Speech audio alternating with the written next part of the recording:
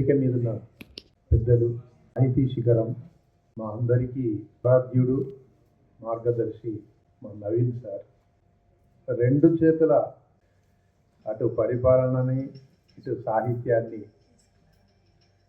సమపాలలో వారిని చూస్తుంటే మాకే ఈర్ష్య కలుగుతుంది కదా సార్. ఎట్లా రాయగలుగుతున్నారు సార్ ఇంత అద్భుతంగా. ఏనుగు నరసింహారెడ్డి గారు, తర్వాత సాహితీ వనాన్ని అద్భుతంగా నిర్వహిస్తూ దీన్ని ఒక విప్లవంలా పొద్దున్న లేస్తే నేను అనుకుంటా ఆమెకి ఇదే ఆలోచన. సాహితీ వనం ఎలాంటి కార్యక్రమాలు చేయాలి, ఎట్లా కళలో కూడా అది మీ కళ నెరవేరుతున్నది కూడా.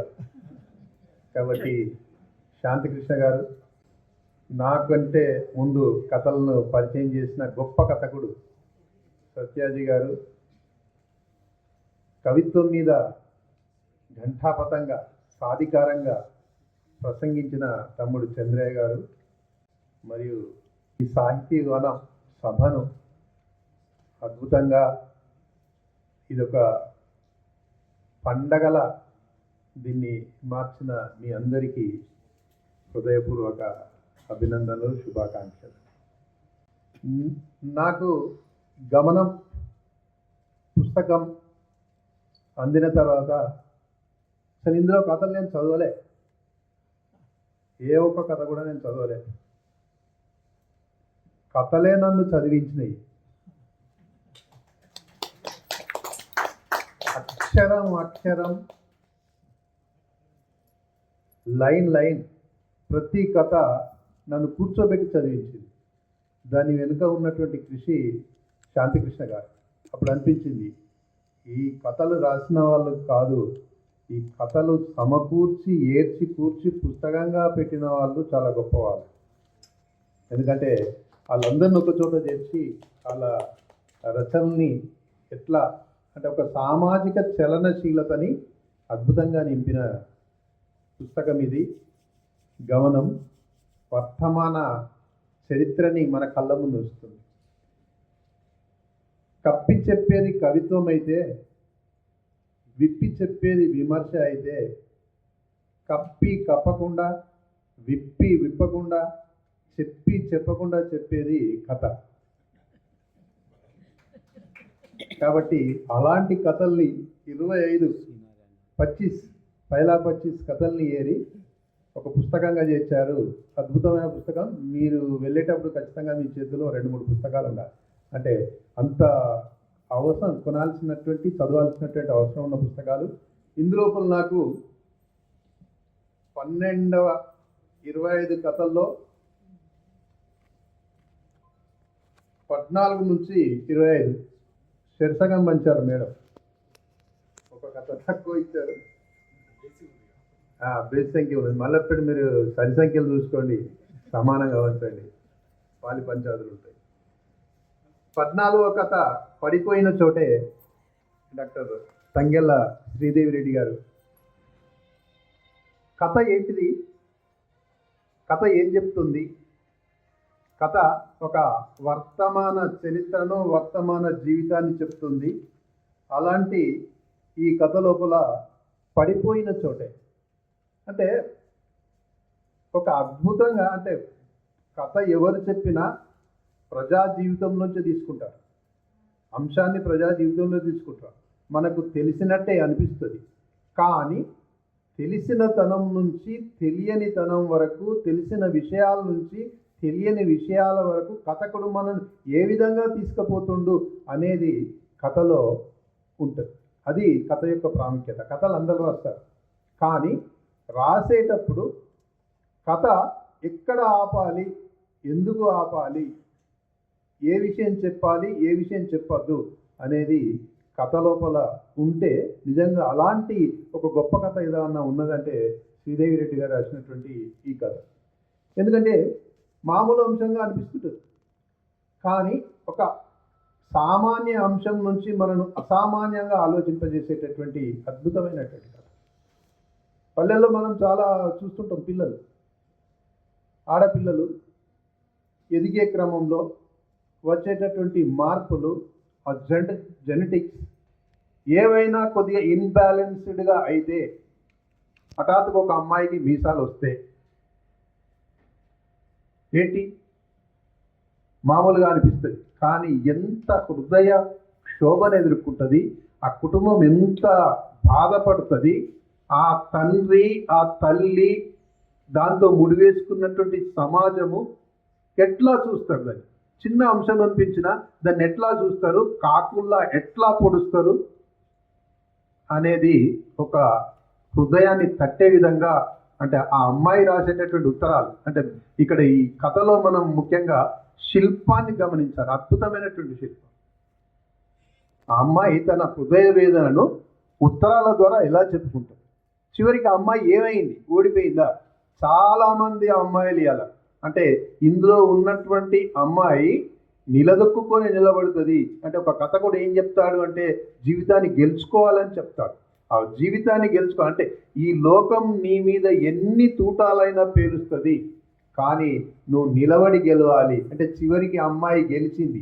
ఎట్లా గెలిచింది, ఏమైంది, ఎక్కడైతే పడిపోయిందో, ఏ ఊర్లోనైతే ఆమె వెలివేయబడ్డదో, ఎవరైతే ఈమెలో ఆడ లక్షణాలు లేవు మగ లక్షణాలు ఉన్నాయని పిల్లలను తనతో స్నేహం చేయనియకపోవడం, స్కూల్లో పక్కపన్న కూర్చోబెట్టుకోకూడదు, ఇలాంటి చర్యలు చేసినటువంటి వాళ్ళు ఏమైనారు, ఎట్లా జీవితాన్ని గెలుచుకున్నదనే ఒక గొప్ప సందేశాన్ని ఇచ్చినటువంటి, ఒక ఆత్మస్థైర్యాన్ని ఇచ్చేటువంటి, నాకు తెలిసి ఈ కాలం అమ్మాయిలు చదివేటటువంటి మంచి కథ శ్రీదేవి రెడ్డి గారిది.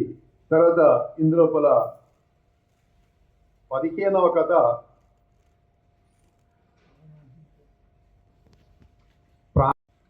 మామూలుగా కథలో అంటే జీవితాల్లో ఎన్నో సంక్షోభాలు ఉంటాయి, ఎన్నో అవసరాలు ఉంటాయి.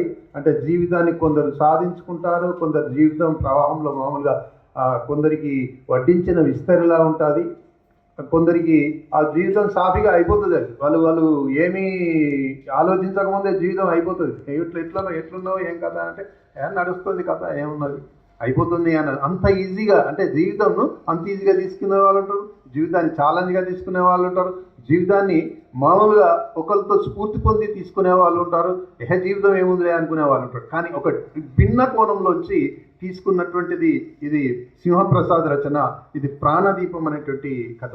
ఈ ప్రాణదీపం ఏం కథ, ఏంటిది ఆ ప్రాణదీపం, ఎలా ఉంది ప్రాణదీపం అంటే, ఒక అమ్మాయి ఒక కుటుంబాన్ని కోల్పోయిన తర్వాత, మామూలుగా తల్లి తండ్రో లేకపోతే వేరు, కుటుంబాన్ని కోల్పోయినటువంటి అమ్మాయి తల్లిని కోల్పోయింది, తండ్రిని కోల్పోయింది, తమ్ముడిని కోల్పోయింది.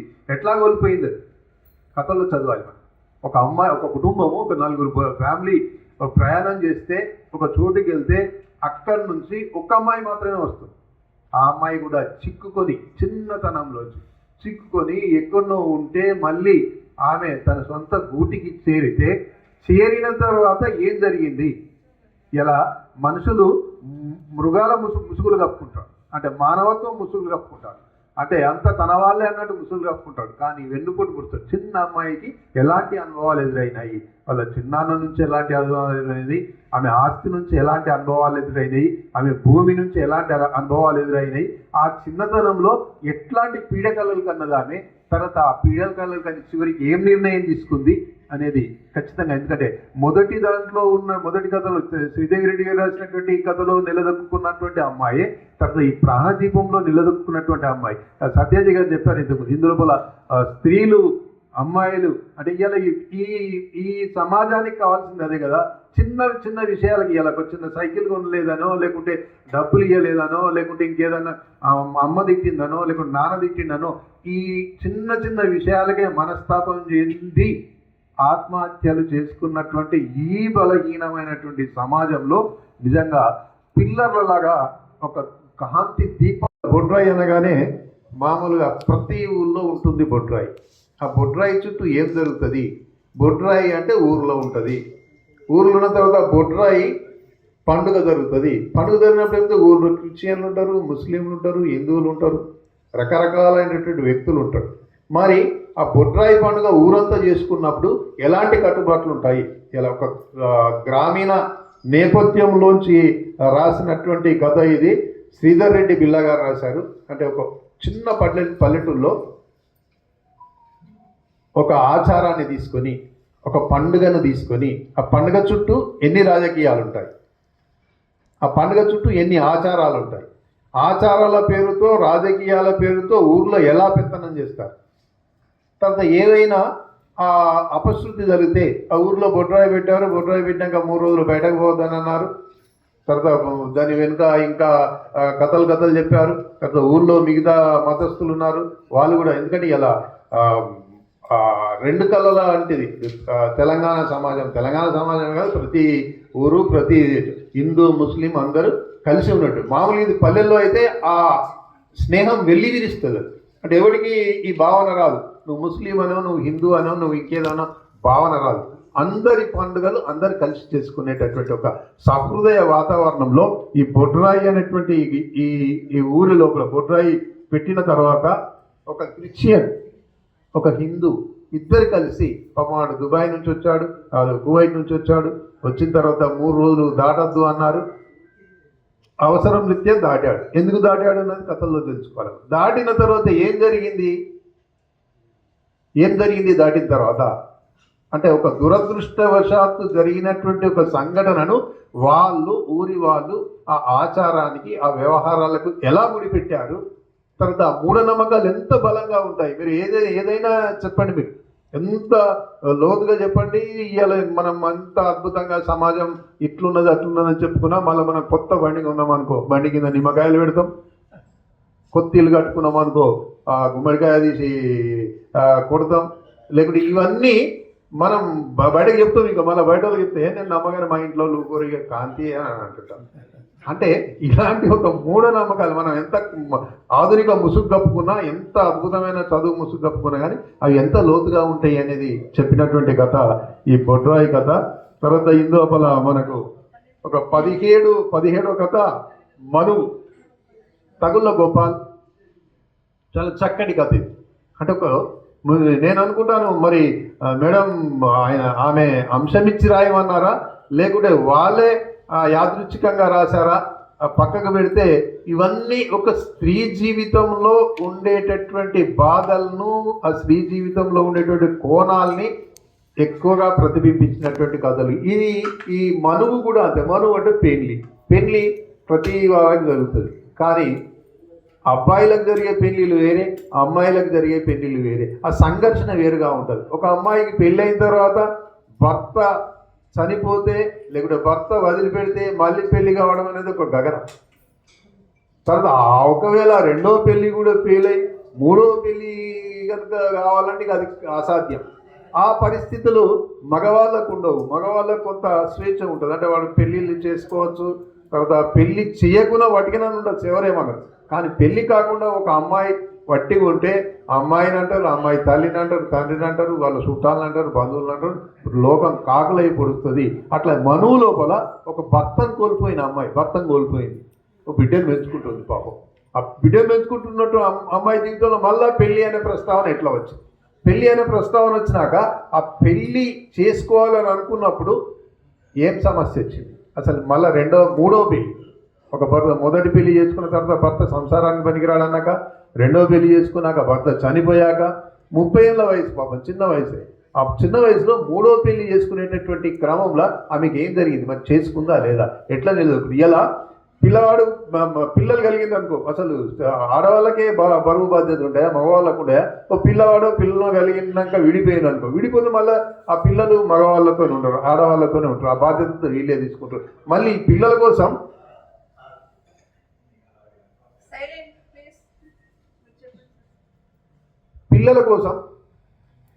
వాళ్ళ జీవితాలనే వాళ్ళు పనంగా పెడతారు, జీవితాలని మొత్తం త్యాగం చేస్తారు. నాకు ఈ మళ్ళీ పెళ్ళి అది ఏమవుతుందో నా పిల్లలే చూసుకుంటాను. అట్లా మనం సమాజంలో ఎంతో మందిని చూస్తుంటాం. అట్లా ఈ మనో కథ లోపల గోపాల్ మంచి కవి పిల్లాడు, ఇప్పుడిప్పుడే కథలు రాస్తున్నాడు. చాలా అద్భుతమైనటువంటి కథ రాశాడు. తర్వాత ఇందులోపల 18వ కథ మళ్ళీ ఊరెళ్ళాలి. వేదిక మీద ఉన్నారు సత్యజీ గారు. అంటే మీరు మాట్లాడతలేదు, మీ కథ మాట్లాడుతుంది. మళ్ళీ ఊరెళ్ళాలి చాలా మంచి కథ. ఇలా మనం గ్రామాలు స్వావలంబన దిశగా సాగేటటువంటి క్రమం లోపల గొరిటి వెంకన్న ఒక మాట అంటాడు, కుమ్మరి వాముల తుమ్మలు మలుసెను, కమ్మరి కొలిమిల దుమ్ములేసెను, పెద్ద బాడిసే మొద్దు వారెను, సాలెల మక్కపు సలుగులిరిగెను, చల్లని తీరులు పల్లెకెవడు తెచ్చే, నా పల్లెల్లో నా గ్రామ స్వరాజ్యం గంగలోన కలిసే ఈ దేశంలోన. అంటే ఇలా మా పల్లెలు పాలు కూరగాయలు ఇవన్నీ పల్లెల నుంచి పట్టాలకు వస్తుండే, కానీ ఇప్పుడు పట్టణం నుంచి పల్లెలకు పోతుంది. పల్లెల్లో కొనుక్కుంటున్నారు, పాలు కొంటున్నారు, కూరగాయలు కొంటున్నారు, అక్కడ కూడా ఇంతకంటే ఎక్కువ రేట్లు ఉన్నాయి. అంటే ఇలా పండించడం అంటే పల్లె ఒక స్వావలంబన దిశగా ఉండి, పట్నం ఒక ఆర్థికంగా, తర్వాత ఎకనామిక్గా తర్వాత ఏదో కొంత డబ్బు వ్యాపారం ఈ వ్యామోహాల్లో ఉండేటటువంటిది పట్నం అని, పల్లె అంటే ఒక స్వచ్ఛందంగా ఉండేదని ఒక భ్రమనం, అది వాస్తవం. అట్లా ఒక వ్యక్తి ఒక 20 సంవత్సరాలు పల్లెలో ఉండి, 20 సంవత్సరాలు పల్లె నుంచి పట్టణానికి వచ్చి, తర్వాత ఇక్కడ నుంచి తన కొడుకుతో ఒకసారి పల్లెని చూసొద్దామని, అంటే ఆయన దృష్టిలో ఉండేటటువంటి పల్లె వేరు, అప్పుడు ఉన్నటువంటి పల్లె వేరు, ఇప్పుడు ఉన్నటువంటి పల్లెలు వేరు. పల్లెలు పట్టణాలు అంతా ఒకటే పెరిగారు. ఇంకా మన పల్లెల కంటే, ఇంకా పట్టణాల కంటే నయం పల్లెలనే బాగా మోసాలు ఉంటాయి. అంటే అక్కడ రియల్ ఎస్టేట్ ఉంది, అక్కడ మోసగాళ్ళు ఉన్నారు, అక్కడ అన్ని రకాలైనటువంటి అక్రమాలు ఉన్నాయి. అట్లా పల్లె పట్టణం అని కాకుండా ఈ ప్రపంచీకరణ ఏం చేసిందంటే అన్నింటినీ ముంచేసింది. ఈ క్రమం లోపల పల్లెకి పోయిన తర్వాత ఏం జరిగింది, అసలు తను ఊహించుకున్న పల్లె ఏది, కొడుకుని తీసుకొని పోయిన తర్వాత ఏమి. ఒకప్పుడైతే అసలు పాలు అమ్మడం పాపం అనేవారు పల్లెల్లో. పాలు అమ్మేవారు కాదు, పెరుగు అమ్మేవారు కాదు. పాలను పెరుగుగా చేసి, పెరుగును చల్లగా చేసి మొత్తం వాడంతా పంచిపెట్టేవారు. కూరగాయలు కూడా ఒక అమ్మకము అనేది లేకపోతే, ముఖ్యంగా టీచర్లకైతే ఒక పల్లెలో ఉంటే వాళ్ళకి అన్నీ ఫ్రీగా వచ్చేది, పాలు పెరుగు మొత్తం ఏ టు జెడ్. ఇప్పుడు ఆ టీచర్కే ఎక్కువ రేట్ అమ్ముతారు. అంటే అట్లాంటి ఒక పల్లెను, ఒక స్వావలంబన గల పల్లెను, ఆ పల్లెకి పోయిన తర్వాత అక్కడ ఏం చేయాలి, ఇద్దరు తండ్రి కొడుకులు పోయారు. అక్కడ మిత్రుడు ఉన్నాడు, తన బాల్యంలో పెంచినవాడు, తండ్రి లేనప్పుడు తనను ఆశ్రయం ఇచ్చినటువంటి ఒక కుటుంబము. ఆ కుటుంబం ఇప్పుడు ఎట్లా ఉంది, ఏం జరిగింది, చివరికి అది ఎలా వ్యాపారాత్మకంగా మారింది అంటే ఒక స్వావలంబన దిశ నుండి ఒక వ్యాపార, పాలు అమ్మడం పాపం అనేటటువంటి ఒక మాట నుంచి నిజంగా వాటిని ఎట్లా అమ్ముతున్నారు, ఒక డైరీని ఎట్లా పెట్టారు, ఒక హెరిటేజ్ని ఎట్లా పెట్టారు, అక్కడ కూడా వ్యాపారం ఎట్లా మొదలైంది అనేది ఒక చక్కటి, అంటే ఇప్పుడు వర్తమాన పల్లెలను ప్రతిబింబించి తర్వాత వర్తమాన జీవితాన్ని ప్రతిబింబించినటువంటి ఈ కథ. మళ్ళీ ఊరెళ్ళాలి. వస్తూ తండ్రి ఆలోచనలు వేరుంటాయి, కొడుకు ఆలోచనలు వేరుంటాయి. తండ్రి ఏమంటాడు, భూమిని భూమిలాగే చూస్తాడు, భూమిని ఒక పంట తీసేటువంటి క్షేత్రంగానే చూస్తాడు. ఒక తండ్రి అంటాడట, అరే కొడుకు అంటాడట, నాన్న వ్యవసాయం ఎందుకే, ఆ వ్యవసాయం చేసుడెందుకు నాన్న, ఇన్ని కష్టాలు పడేందుకు అంటే, అరే బాబు మనం సేద్యం చేయకపోతే ఆ దేవుడికి నైవేద్యం ఎవడు పెడతారా, ఆ నైవేద్యం పెట్టేది మనమే పెట్టాడు. అంటే ఒక రైతు అంటే అంత మంచి ఆలోచన గల ఒక తండ్రి, తర్వాత ఆ ఆలోచన వ్యాపారాత్మకంగా చూసేటటువంటి కొడుకు. అది తప్పదు, ఆ ప్రవాహంలో అట్లా కొట్టుకుపోయినటువంటి దాంట్లో కొడుకు అంటుంటాడు అన్నట్టు ఈ కథ లోపల. మళ్ళీ నాన్న మనం అనుకున్నాడు కాదు, మా కాలంతో పాటు మనము మారాలి అని. నిజంగా వాస్తవం, కాలంతో పాటు మనము మారాలి వాస్తవమే. కానీ ఆ మార్పు ఎలా ఉండాలి అంటే, ఆ మార్పు అనేది జీవితంను మెరుగ్గా చేయాలి. ఎలా అందరూ చెప్పులు కుట్టే వాళ్ళ కొడుకులు చెప్పులు కుట్టొద్దు, కానీ వాళ్ళకు బాటా కంపెనీలో వాటా కావాలి అంటే అట్లా ఎదగాలి జీవితం. ఆ విధంగా జీవితాన్ని గెలుచుకొని అట్లా ఎదగాలి, అది మార్పు అంటాం. కానీ ఇప్పుడు మార్పులు మనం చూస్తూ ఉన్నాం. ఈ కథ తర్వాత ఇందులో ఉన్నటువంటి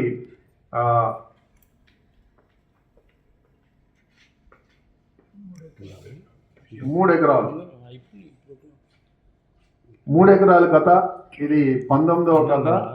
ఈ కథ లోపల ఈయన విజయ్ అప్పల చాలా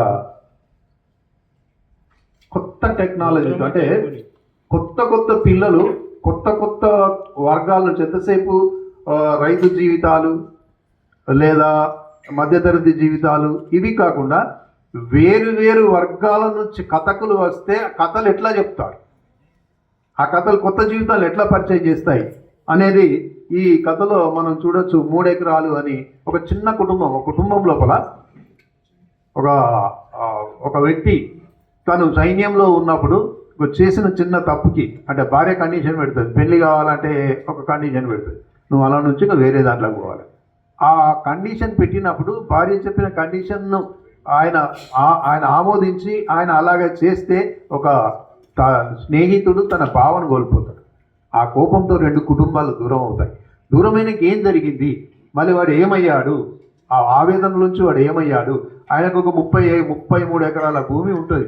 ఓ 30 ఎకరాల భూమి ఆ అక్క భర్త చనిపోతూ అక్క ఆ 30 ఎకరాల భూమి అమ్మేసి ఒక 3 ఎకరాలు మాత్రమే ఉంచితే ఆ 3 ఎకరాలకు కూడా ఇలా భూమి ఏమైంది, వ్యాపార వస్తువు అయిపోయింది. ఇలా పల్లెల్లో కానీ పట్టణాల్లో కానీ భూమి అనేది ఒక వ్యాపార వస్తువు. భూమి చుట్టూ హత్యలు, ఆత్మహత్యలు, ఇంకెన్నో అవలక్షణాలు, ఒక ఆర్థిక సంబంధాలు, మానవ సంబంధాలు అన్ని కోల్పోవడం అని భూమి చుట్టూ ఎన్ని కథలు జరిగాయి అనేది మనం ఈ కథల్లో చివరికి వాడు 3 ఎకరాలు ఎట్లా సాధించుకున్నాడు, ఆ 3 ఎకరాల భూమిని కాకుండా మళ్ళీ 30 ఎకరాలు ఎట్లా సాధించుకున్నాడు అనేది ఒక కొత్త ఆ కోణం నుంచి చెప్పినటువంటి చాలా ఉత్కంఠత కలిగించింది. చదువుతుంటే మనకు తెలిసినట్టే అనిపిస్తుంది. కథ కూడా ఏం చేస్తాడంటే ఆ పాఠకులకి అడుగు దూరంలోనే ఉంటుంది.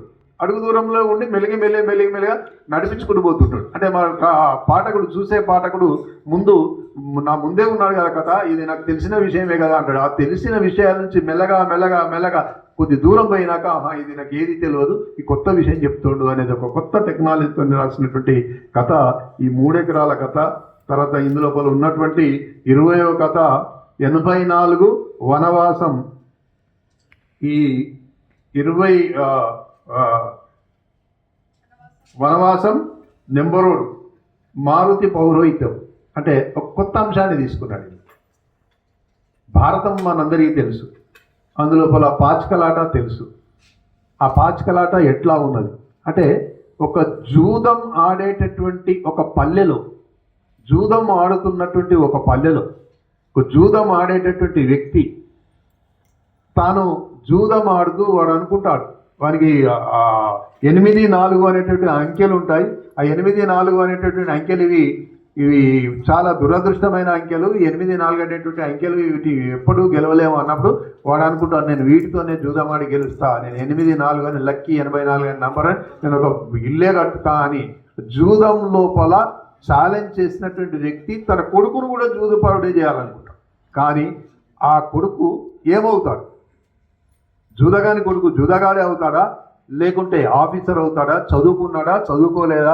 తండ్రి మాత్రం బలంగా తను జూదంలో పెట్టాలనుకున్నప్పుడు ఆ కొడుకు ఏమవుతాడు, జీవితాన్ని ఎట్లా గెలుచుకున్నాడు అనేది చెప్పినటువంటి కథ ఇది. తర్వాత ఇందులోపల 21వ కథ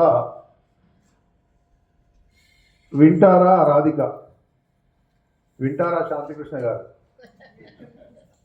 వింటున్నారా? శాంతికృష్ణ గారు రాసినటువంటి కథ. 3 కుటుంబాలను అల్లి ఆ 3 కుటుంబాల్లో ఉండేటటువంటి ఆవేదనను అల్లి అందులోపల కూడా 3 స్త్రీల కోణంలోంచే చెప్పినటువంటి కథ వింటావా రాధిక. ఇది మామూలుగా జనరల్గా ఆ ఓనరు ఆమె కింది పోర్షన్లో ఉంటే మీది పోర్షన్లో ఇద్దరు రెంట్కు ఉంటే అందులో ఒకరు రాధిక ఇంకొకరు టీచర్. అది ఆ ఓనరు ఒక బ్రాహ్మణ నిష్ట గల ఒక బ్రాహ్మణ కుటుంబం. మామూలుగా బ్రాహ్మణ కుటుంబం అనగానే మనం ఏమనుకుంటాం, చాలా నిష్ఠ పూజలు అది అంటే. కానీ ఆమె పైకెక్కి కూర్చుండి బైబిల్ చదువుతుంటుంది. ఆ బైబిల్ చదవడం ఈ రాధిక చూస్తుంది, ఆమె చూస్తుంది. చూసినాక ఏమవుతుంది, ఏం చెప్తుంది? మామూలుగా బ్రాహ్మణ కుటుంబం అనగానే పూజలు పునస్కారాలు ఉంటాయి, కానీ బైబిల్ చదువుడేంది, పైకి కూర్చుండి బైబిల్ చదువుడేంది అంటే ఆ బైబిల్ చదివేటటువంటి అమ్మాయి, ఆ బైబిల్ చదివేటటువంటి స్త్రీ ఎందుకు చదువుతుంది, ఎలా స్వాతంత్రం పొందుతుంది అంటే అలా ఏ మత గ్రంథమైనా కానివ్వండి, మీకు ఈ భూమిలోంచి పిడికెడు మట్టిని తీసి చూయిస్తాను, ఇది మసీదుదా మందిరాందా చెప్పగలరా? చెప్పలే. మీకు ఒక అనాథ శవాన్ని చూపిస్తాను, అది హిందువా ముస్లిమా చెప్పగలమా? చెప్పలేం. మనిషి ఎట్లా పుడతాడు అందరు అట్లాగే ఉంటారు. తర్వాత వేష భాషలను మనం మార్చుకునేది. అట్లా ఒక మతం అనేది మనిషిని స్వాతంత్రం చెందినప్పుడు ఆ మతాన్ని బట్టి మనుషుల్ని ఎందుకు విడదీస్తారు అంటే ఈ రాధిక పాపం వలపోస్తుంటుంది ఆమె మీద. పాపం దాంట్లో ఏమో ఆమె పుట్టింది గిన్నెలా చదివేటి గవి గిట్లేదు గట్లేదని ఏ పక్క కుముదిని చెప్తుంటే పక్కుంటున్న అమ్మాయికి చెప్తుంటే. కానీ చివరికి ఏమవుతుంది, రాధిక కుటుంబంలోనే ఒక సమస్య ఎదురవుతుంది. అది ఒక ముస్లిం పిల్లవాడి రూపంలో వస్తుంది. ఏమవుతుంది, ఆ ముస్లిం పిల్లవాడు ఏం చేసాడు, ఇంటికి వచ్చిండా లేకపోతే వాళ్ళ అమ్మాయ పెళ్లి చేసుకున్నాడా లేకపోతే వీళ్ళు పెళ్లి చేసిండ్రా అనేది ఒక ఉత్కంఠత కలిగించేటటువంటి మొదటి వాక్యం నుంచి మొదలు పెడితే చివరి వరకు ఒక ఉత్కంఠత. చూడు, మామూలుగా కథ చెప్తే ఏమవుతుందంటే, కథలు అందుకే ఎందుకు చదవాలంట అంటే కథను చదివి అనుభూతి చెందాలి. ఎందుకంటే మామూలుగా చెప్తే ముగ్గురు ఉన్నారు, ముగ్గురు కిరాయికి ఉన్నారు, వాళ్ళు ఒక ఆమె బ్రాహ్మణమే ఈమె తిడుతుంది, ఇంకేదో అవుతుంది, తర్వాత పెళ్లి చేసుకుంటారు, అది మామూలుగా అయిపోతుంది. కానీ దాన్ని చదివి అనుభవిస్తే అందులోపల లోతు, అందులోపల అనుభూతి అద్భుతంగా ఉంటుంది. అలాంటి అనుభూతిని కలిగించినటువంటి కథ ఈ కథ. చివరికి ఏమవుతుంది, రాధిక ఎట్లా తన తప్పెట్లా తెలుసుకున్నది, లేకుంటే ఆమె చేసింది తప్ప, లేకుంటే ఆమె ఏ విధంగా స్వాతంత్రం పొందింది, అసలు మనుషులు ఎట్లా ఒక మతం పక్కన పెట్టి ఒక మతం కులం పక్కన పెడితే వాళ్ళు ఏ విధంగా ఆ కథాత్మీకరణ చెందుతారు అనేటువంటి చక్కటి ఉద్బోధ చేసినటువంటి కథ. వింటారా రాధిక? ఆ రాధిక విన్నదో లేదో మనకు తెలియదు, కానీ ఆ కథ అయితే మనం ఖచ్చితంగా వింటుంటాము. ఇక ఇంకొక కథ విశ్వనాథం భార్య. డిఫరెంట్ కథ కాదు. మనం ఇప్పుడు భార్యాభర్తలు ప్రపంచంలో ఎవరికైనా ఒక భర్త కనిపిస్తుంది, నా భార్య వట్టిదే తెలివే లేదు అని అనుకుంటారు. భార్యను అడుగుంటుంటారు, ఈ అమాయకుడు ఆయన నేను లేకపోతే అసలు ఎట్లా బతుకున్నాయేమో. వాడు ఒక భార్య అడిగిందట, అసలు నేను లేపు పుట్టకపోతే నువ్వు ఓలం చేసుకుంది వాడిని జీవితం వేస్ట్ అయిపోతుందే పాపం అంటే. ఇద్దరు విశ్వనాథం భార్య, అది అందరు మంచిది, అది చదివే అనుభూతిని పొందాల్సినటువంటి కథ. అమాయక పిల్ల, వీడు అనుకుంటాడు ఏం తెలియదు ఈమెకి ఏం తెలియదు, ఎట్లన్నా ఏమో అని అనుకుంటాడు. కానీ ఆ విశ్వనాథంకి ఒక సమస్య ఎదురైంది, విచిత్రమైన సమస్య. పెద్ద కంపెనీలో ఫోర్మెన్గా లక్ష రూపాయల జీతం తీసుకుంటుంది. యాజమాన్యం మారుతుంది. మరి ఈయనకి ₹1,00,000 ఇస్తుంది, ఎందుకు 10 మంది వస్తారు కదా, మరి తీసేయాలి. ఎట్లా తీసేయాలి రాలే. కాబట్టి తీసేసే ఒక ఉపాయం ఏం చేద్దానంటే, పాపం నీకు ₹1,00,000 ఇద్దా కానీ నీకు ఫోర్మెన్ లేదని నేను స్టోర్ కీపర్గా పెడతాను. జీతం అంతే వస్తుంది కానీ అపోదాబి స్టోర్ కీపర్గా పెడతాడు. అంటే పొమ్మల లేక పొగ పెట్టినట్టు వాడే పోతాడులే అనుకో. వాడు ఇంటికా చేరుతుంటాడు. ఇక ఏడుతుంటే ఏమన్నా, ఈ కష్టకాలంలో నాకు ఒక తెలివైన భార్య ఉంటే మస్తుంటుండే, ఈ పిల్లతో ఏమవుతుంది అనుకుంటే, ఏమో ఏడుతున్నావు నిన్నటి నుంచి అని అంటే, నీకేం చెప్తుంది, నీతో ఏమవుతుంది, అది పెద్దోళ్ళు చెప్తేనే కాదు నీకు ఎట్లా అవుతుంది అంటే, అదే చెప్పరాదా నాకు ఏదో చెప్తా. ఒక పెద్ద జోకు అనిపిస్తుంది. ఇస్రో శాస్త్రవేత్తలు ఒక రాకెట్ని కనుక్కున్నారట. రాకెట్ని కనుక్కున్న తర్వాత మొత్తం అసలు మొత్తం పెట్టిండు, అసలు లేతనే లేదు అది రాకెట్, ఎగురుతలేదు. లేకపోతే అమెరికా వాడు, ఫ్రాన్స్ వాడు, ఫ్రెంచ్ వాడు, ఇండియా మొత్తం మన ఇండియానే తయారు చేసింది ఆ రాకెట్ గొప్పగా, కానీ ఎగురుతలేదు. లేకపోతే చివరికి ఏం చేసిందంటే చైనా వాడు వచ్చిందట. చైనా వాడు వచ్చి దాన్ని ఏదో చేసిండు, చేసే వరకు మొత్తం ఎగిరే వరకు మొత్తం విలేకరులు అందరూ అయ్యా బాబు ఏం చేసినా నా ఇంటికాడ స్కూటర్ స్టార్ట్ కాదు, ఇట్లా వంచుకుంటే స్టార్ట్ అవుతుంది, దాన్ని కూడా ఇట్లా వంచినా స్టార్ట్ అయిపోయింది. ఇక్కడ కూడా ఈ కథలో అది అంత అమాయకత్వం గుర్తొస్తుంది మనకి. ఆ పిల్ల ఒక సలహా ఇచ్చింది. ఏం సలహా ఇచ్చింది అనేది మనం చదివి తెలుసుకోవాలి. ఆ సలహా వాడి జీవితాన్ని నిలబెట్టి, అంటే మామూలుగా అమాయకంగా ఉండేటటువంటి ఒక అమ్మాయి, అంటే ఎవరు అమాయకులు కాదు అని పక్కకు పెడితే, కథ ఏం చెప్తుంది అంటే మనిషి లోతుని చెప్తుంది. ఒక కంపెనీలో డొల్లతనాన్ని చెప్తుంది, ఒక మనిషిలో డొల్లతనాన్ని చెప్తుంది, తర్వాత ఒక నిశ్చలంగా ఆలోచించేటటువంటి ఆలోచన ఏ విధంగా ఉన్నది అనేది చెప్తుంది. తర్వాత ఇంకొక కథ వీడిన మబ్బులు. మనకి ఇది కూడా ఒక సాధారణ అంశంగా అనిపించినా కానీ ఒక అసాధారణ అంశంగా తీసుకుపోతుంది. కొడుకు లండన్లో ఉన్నటువంటి కొడుకు చదువుకొని అక్కడ అమ్మాయిని పెళ్లి చేసుకున్నప్పుడు తండ్రి ఆవేదన పడతాడు, ఏమో నా కొడుకు ఎంత పని అయిపోయినా ఇట్లనే పెంచినా ఇంక సంప్రదాయం లేదు, ఈడికైతే మంచి ఊర్లో అమ్మాయిని చేసుకుంటుండే కదా, ఎక్కడో బ్రిటన్లో చేసుకున్న అమ్మాయి అట ఎట్లుంటుంది ఏం కథ మనం చూస్తుందా లేదా, ఈ కథ ఏంది రాకానేది వీళ్ళు ఇట్లుంటారు అట్లుంటారు అక్కడ స్వేచ్ఛ బాగుంటుంది అట అట్లా ఇట్లా అనుకొని వాడు పుట్టాడు రందిపడతాడు కొడుకు కోసం, ఊకేనా చదివింది ఊకేనా అలానే పంపింది ఆయన ఉంటా మంచిగా ఏదో పిల్లని చేస్తుంటాడు. కానీ ఆ అమ్మాయి అంటే మనిషి మానవత్వానికి మంచి లక్షణాలకి ఖండాలతో దేశాలతో పని లేదని నిరూపించి ఆ అమ్మాయి ఎట్లా మామయ్యను ఒప్పించింది అనేటటువంటి ఒక చక్కటి కథ ఆ వీడిన మబ్బులు. ఇక్కడ దీని లోపల చెప్పుకోదగ్గ కథల్లో ఒకటి వెలివేత. అంటే ఎక్కడనో ఒక నల్లమల అడవుల్లాంటి ప్రాంతంలో ఒక చిన్న ఊరిలో ఉండేటటువంటి ఒక సాంప్రదాయాన్ని తీసుకొని ఇలా కథలు ఇటువంటి కథలు కావాలి. అంటే ఇలా చరిత్ర చెప్పని మనుషులు చూడని మనందరికీ పరిచయం లేని జీవితాల్లోంచి వచ్చినటువంటి కథలు కావాలి. ఈ వెలివేత కథ సురేంద్రనాథ్ గారు రాశారు. తర్వాత ఇంతకుముందు వీడిన మబ్బులు వెంకట్ కంచిపాటి గారు రాశారు. తర్వాత విశ్వనాథం భార్య కేఏ ముని సురేష్ పిల్లే రాశాడు. మనం రచయితల్లో ఎప్పుడైనా రచయిత పేరు పోవద్దు, రచన పేరు పోవాలి. రచయిత పేరు చూడకుండా ఇవి చూస్తే చాలా గొప్ప కథలుగా మనకు కనిపిస్తాయి. అందులో ఏంటంటే వెలివేత ఒక ఊరిలో ఒక శవం ఒక ఇంట్లో ఒక శవం చనిపోయింది అనుకో, చనిపోయిన ఇల్లోళ్ళు ఊరోళ్ళు అందరికీ భోజనం పెట్టాలి. ఒక్కరోజు కాదు 2 రోజులు 3 రోజులు పెట్టాలి. చచ్చిపోయి వాడేస్తే భోజనం లేదని వీడేస్తాడు, ఇల్లు కాదు ఓడేస్తే చుట్టకాకి అడిగినట్టు. అంటే చనిపోయి ఒక బాధలో ఉన్నటువంటి కుటుంబానికి వాళ్ళకి వీలు పోయి పెట్టాలి. అయ్యో పాపం చనిపోయారు, మనం అట్లే చేస్తుంటాం. ఎలా కుటుంబం చనిపోయింది అనుకో, ఒకరు పోయి దీపం ముట్టిస్తారు, ఇంకోరు పోయి ఏదో ఛాయ్ పెట్టిస్తారు, ఇంకోరు పోయి లోపల అంత ఊడ్చేస్తారు చేస్తారు. కానీ అట్లా కాదు, ఆ కుటుంబమే ఊరందరికీ భోజనం పెట్టాలి. చచ్చిపోయి వాడు కూర్చుంటే ఊరోళ్ళంతా ఏమో ఎప్పుడు పెడతావు భోజనం, ఆకలి అవుతుంది ఇంకా పొద్దుకే టిఫిన్ పెట్టవా, అన్నం పెట్టవా, పప్పేనా చారేనా ఏం పెడతాను, ఇలా లంచ్లకు ఏం పెడతాను, 3 రోజులు భోజనం పెట్టాలి. అటువంటి కథ లోపల ఒక కుటుంబం ఏం చేసింది, ఎప్పుడో ఒక చోట ఒక సంప్రదాయాన్ని ధిక్కరించి ఎవడొకడు నిలబడతాడు. ఆ నిలబడ్డాడు మిగతా వాళ్ళకి చరిత్ర రాస్తాడు, ఆ నిలబడ్డాడు మిగతా వాళ్ళకి మార్గదర్శకం అవుతాడు. ఆ ఒక్కడే నిలబడ్డవాడే చరిత్రను సృష్టిస్తాడు. అట్లాంటి ఊళ్ళో ఒక్కడెవడు ఎట్లా నిలబడ్డాడు, ఏం చేసిండు, ఆ సాంప్రదాయాల్ని తర్వాత ఆ ఒత్తిడిని ఎట్లా తట్టుకొని నిలబడ్డాడు అనేటటువంటి కథ ఈ వెలివేత కథ. తర్వాత చివరి కథ సహజ మరణం. శ్రీని సార్ లేదు సహజ మరణమే.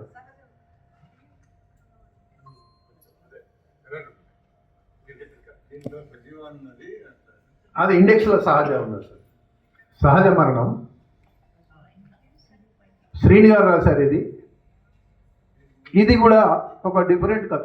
ఒక వైద్యంకి సంబంధించినటువంటి కార్పొరేట్ వైద్యము ఎట్లా ఉంటుంది, ఒక వైద్యుడిగా అంటే కొంతమంది కసితో బయలుదేరుతారు జీవితం మీద.